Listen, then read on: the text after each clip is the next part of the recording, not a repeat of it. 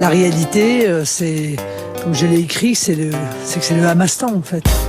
Que Emmanuel Macron ne reconnaît pas la Palestine.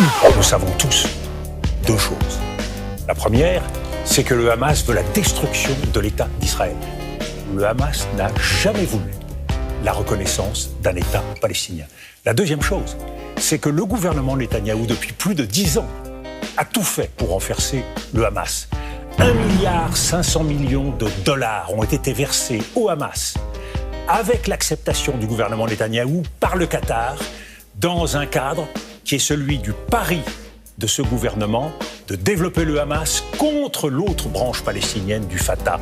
Donc aujourd'hui, c'est cette responsabilité-là que le gouvernement israélien doit regarder en face, puisque les pays arabes, les pays européens, la communauté internationale se proposent de mettre de côté le Hamas pour donner naissance à une nouvelle autorité palestinienne qui assumera ses responsabilités avec les États arabes à Gaza.